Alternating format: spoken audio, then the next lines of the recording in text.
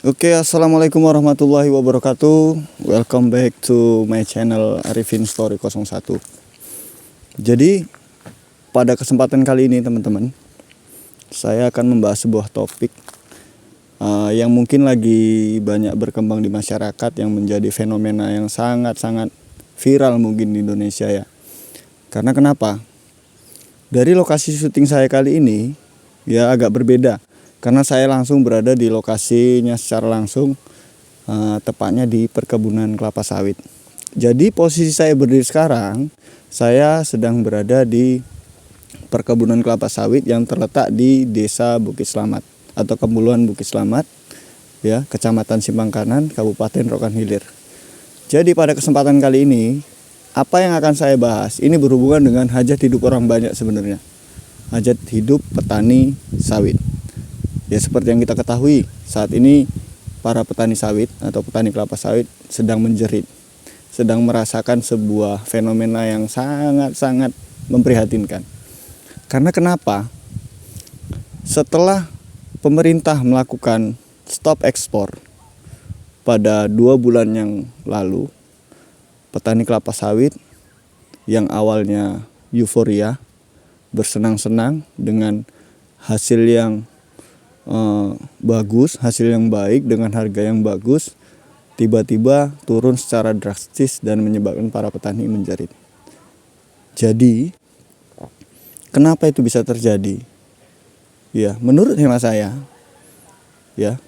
saya sebagai karena saya juga ada sedikit berkecimpung juga di pertanian kelapa sawit. Setelah ekspor yang dilakukan oleh pemerintah tadi stop, ya sekitar 2 bulan yang lalu, pemerintah kemudian membukanya kembali, gak lama setelah proses penghentian ekspor tadi. Walaupun itu udah dibuka, keran ekspor udah dibuka, tapi harga juga tidak cenderung mengalami kenaikan yang signifikan. Malah terjun bebas. Dari yang awalnya 3.000 per kilogram diambil oleh para petani, sekarang menjadi hanya Rp1.000. Itu bukan di tingkat petani, tapi bahkan di tingkat pabrik kelapa sawit. Khususnya di daerah yang sedang saya lakukan syuting ini.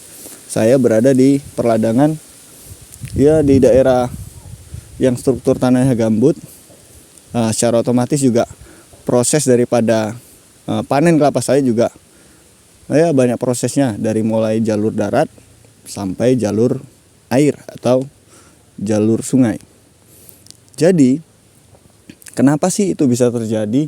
Kenapa sih sawit yang beredar di masyarakat ini dibeli oleh para pabrik itu tidak bisa mengalami kenaikan seperti sebelum ekspor tadi ditutup? Karena apa? Karena ketika ekspor tadi dibuka, sebelum diadanya penutupan, Indonesia sudah mengadakan kontrak-kontrak dengan negara lain. Artinya apa? Ketika ekspor tadi ditutup keran ekspor, tentunya negara yang awalnya kita bekerja sama dengan mereka, itu secara otomatis juga terputus kerjasamanya. Jadi negara yang sudah mengalami kerjasama dengan kita tentunya akan mencari negara lain untuk melakukan kerjasama.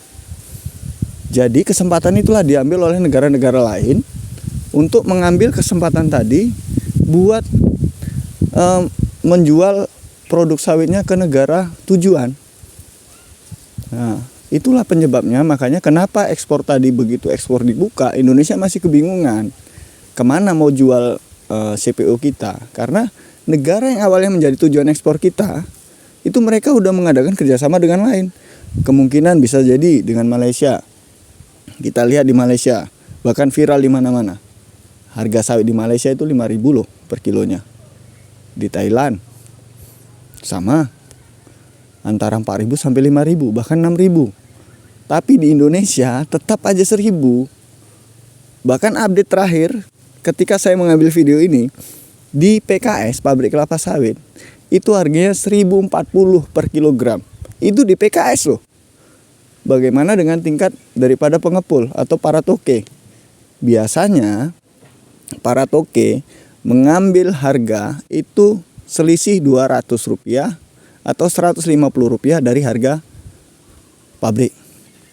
Artinya apa? Berarti para toke atau pengepul ngambil harga sawit daripada petani, ya, itu hanya sekitar 800 sampai 900 rupiah.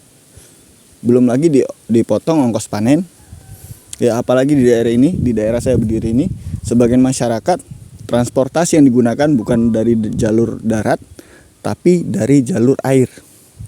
Yang per 1 tonnya itu dikenakan lagi biaya sekitar 150 sampai 200 rupiah per tonnya. Maaf, per kilogramnya. Artinya mereka harus mengeluarkan 150.000 sampai 200.000 rupiah per 1 ton. Bagaimana dengan mereka ketika membayar daripada gaji si pemanen? Di sini, di tempat saya berdiri ini, gaji pemanen itu antara 300 rupiah sampai ke 350 rupiah. Ya, ada juga sebagian yang 200 rupiah. Jadi, si pemilik kelapa sawit ini mau dapat apa, teman-teman? Ya, inilah sebenarnya kadang kita mau menyalahkan pemerintah juga nggak bisa. Karena apa? Ketika pemerintah menyetop ekspor tadi tujuannya untuk mematikan mafia-mafia tadi. Tapi apa yang terjadi? Kita udah didahului sama negara lain.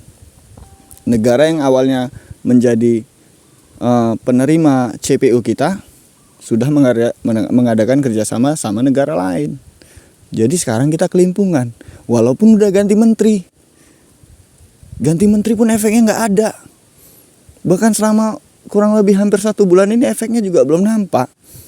Karena menteri yang baru juga kebingungan kemana mau ku jual CPO Indonesia ini. Yang kita tahu Indonesia ini sangat banyak CPO-nya. Karena Indonesia adalah pengekspor CPU terbesar di Asia Tenggara. Ya, kita punya CPU terbesar, tapi kita kebingungan. Mau kemana CPU kita jual? Ya, semoga aja kedepannya akan lebih baik lagi ya teman-teman. Semoga pemerintah punya langkah yang positif, langkah yang tepat untuk memperbaiki kualitas ataupun kuantitas daripada para petani. Karena kasihan loh petani, harga pupuk naik bahkan 3 kali lipat. Sementara harga sawit segitu-segitu aja. Kemudian harga sawit murah, harga minyak goreng masih mahal. Jadi gimana? Masyarakat makin pening. Makanya semoga dengan tayangan ini pemerintah juga mempunyai solusi yang bagus untuk para masyarakatnya atau rakyatnya. Karena sebagian besar rakyat di daerah saya berdiri ini adalah petani kelapa sawit. Jadi mungkin itu aja ya liputan saya hari ini. Semoga bermanfaat untuk teman-teman dan tetap semangat untuk para petani sawit, petani kelapa sawit. Yang namanya badai pasti berlalu. Oke? Tetap berdoa dan juga berusaha, jangan pantang menyerah. Semoga kedepannya lagi petani sawit Indonesia kembali jaya. Oke, jangan lupa kalau Anda suka dengan tayangan ini, like, komen, share ke teman-teman kalian, dan jangan lupa subscribe ya, agar saya lebih semangat lagi dalam membuat sebuah video. Oke, terima kasih. Assalamualaikum warahmatullahi wabarakatuh.